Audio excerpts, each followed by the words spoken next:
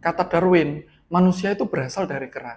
Kalau kamu berasal dari kera, ya kamu sendiri aja. Gak usah lah ngajak-ngajak. Saya nggak mau. Pelan-pelan Pak Sopir. Emang Darwin ngomong kayak gitu ya? Sudah jelas Darwin tuh ngomong kayak gitu di bukunya On the Origin of Species. Kalau manusia itu berasal dari kera. Jadi kalau kamu setuju sama Darwin, kamu sendiri aja yang asalnya dari kera. Saya no, nggak mau. Terus kamu merasa lebih baik dari kera. Bentar, bukankah iblis itu merasa lebih baik dari manusia ya? Hanya karena iblis itu berasal dari api dan manusia berasal dari tanah. Kok mirip? Assalamualaikum warahmatullahi wabarakatuh. Salam kenal di channel Rokyu Mas R, yaitu channel yang berisi tentang Rokyun atau opini saya tentang suatu hal. Setahu saya, teori evolusi, terlebih teori evolusi Darwin, itu adalah teori yang paling banyak disalahpahami gara-gara ada kata teori. Terus, Darwin itu juga nggak ngomong kalau manusia itu berasal dari kera. Darwin itu ngomong kalau manusia dan kera itu berasal dari moyang yang sama. Itu pun bukan di buku On the Origin of Species. Intinya kan sama aja. Manusia sama kera itu sama. Oke, sekarang kalian tak tanya ya. Kalau misalkan saya ngomong gini, lontong sama nasi itu berasal dari beras. Terus Joning itu menyampaikan ke kalian, kata Mas R, lontong itu berasal dari nasi loh. Oke, sekarang ya, pernyataan yang saya buat sama apa yang disampaikan Joni ke kalian, itu sama apa beda? Jelas beda toh? Kalau kalian ngomong sama, saya sarankan kalian makan dulu. Karena sepertinya kalian lapar. Bagi yang nggak puasa dan ikut bubur bareng teman-temannya. Seperti biasa, sebelum masuk ke pembahasan, kita harus tahu dulu apa itu evolusi. Menurut KBBI, evolusi adalah perubahan, maksudnya pertumbuhan sama perkembangan ya, secara berangsur-angsur dan perlahan-lahan atau sedikit demi sedikit. Jadi bukan kok kera hamil terus melahirkan manusia, itu nggak gitu konsepnya. Terus teori evolusi itu sebetulnya sudah muncul sejak lama sebelum Mbah Darwin, tapi masih berupa perdebatan-perdebatan filosofis. Seperti yang sudah saya jelaskan di video yang ini, kalau perdebatan itu landasannya cuma metode rasional saja tanpa dilandasi bukti empiris, ya tinggal pinter-pinteran bikin argumen aja. Bikin argumen yang meliuk-liuk. Nah, kalau kata Mbak Kumaila, itu namanya akrobat filsafat. Tapi kalau rasional dilandasi empiris, maka hasilnya akan lebih jelas dan nggak muter-muter. Nah, setelah teori evolusi melewati perdebatan yang panjang tadi, pada abad ke-18 sampai 19, itu para ilmuwan itu akhirnya menemukan banyak fosil untuk membuktikan atau menguji teori evolusi. Menurut KBBI, fosil adalah sisa tulang belulang binatang atau sisa tumbuhan zaman purba yang telah membatu dan tertanam di bawah lapisan tanah. Apa nggak bisa nyari tulang atau hewan atau tumbuhan, terus dipotong-potong, habis itu dikubur, terus diaku-aku kalau itu adalah bukti dari teori evolusi? Pelan-pelan. Untuk mencari fosil, itu nggak kayak nyari cacing di tanah buat umpan mancing loh ya. Jadi ada metodologinya, ada cabang ilmunya.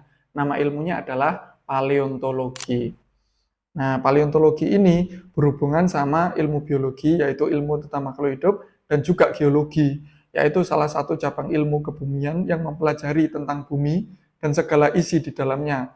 Material, struktur kerak, sejarah bumi, material penyusunnya, perubahan fisika, kimia, terus sejarah perkembangan planet dan kehidupannya. Jadi para ilmuwan itu menggunakan banyak multidisiplin ilmu untuk menguji teori evolusi.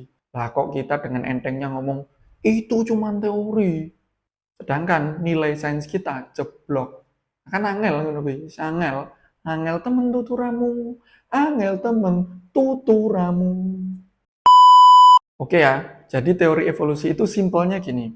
Suatu spesies itu berubah secara perlahan-lahan. Itu jangka waktunya bertahun-tahun loh ya, panjang pokoknya. Nah, perubahan secara perlahan-lahan itu disebabkan sama hanyutan gen dan juga seleksi alam. Tak kasih contoh gini, misal Agus itu menikah sama Bunga. Terus mereka itu punya anak namanya Edo sama Gina. Otomatis Edo sama Gina ini gennya yang ikut kedua orang tuanya, yaitu Agus sama Bunga. Kan kalau ngikut gennya tetangganya kan bahaya juga. Oke ya. Terus di daerah yang sama itu ada orang namanya Chandra menikah sama Dini. Mereka punya anak namanya Fani sama Hari. Jelas Fani sama Hari gennya ngikut kedua orang tuanya. Nah terus di daerah tersebut itu kena pandemi. Pandemi itu menyebabkan mereka semua itu sakit.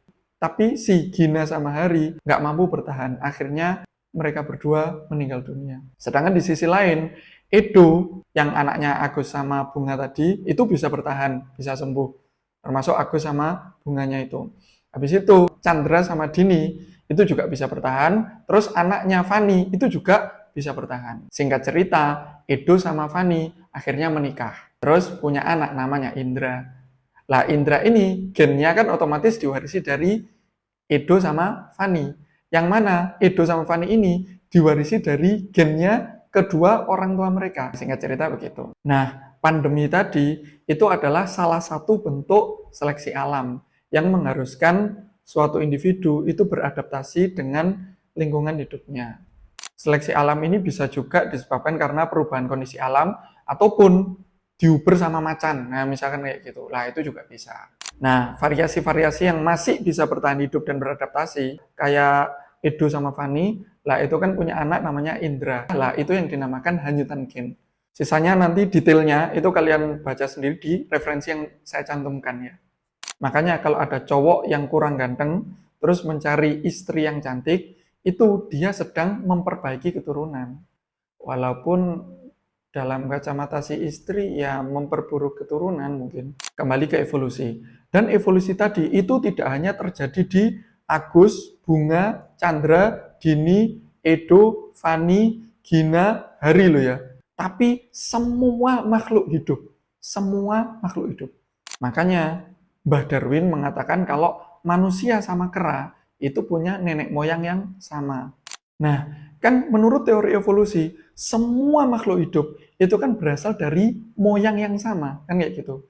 Berarti kalau ditarik mundur, berarti kan akan ada ujungnya, akan ada satu titik kan gitu. Berarti dia adalah kehidupan pertama yang ada di bumi kan kayak gitu. Terus apakah hal itu?